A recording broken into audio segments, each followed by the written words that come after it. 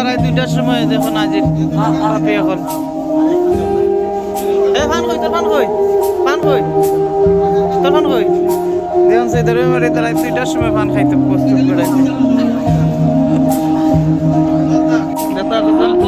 রেজান দেখুন তোর ফান কই এটা দাদা ফান রেজান ফান খাওয়া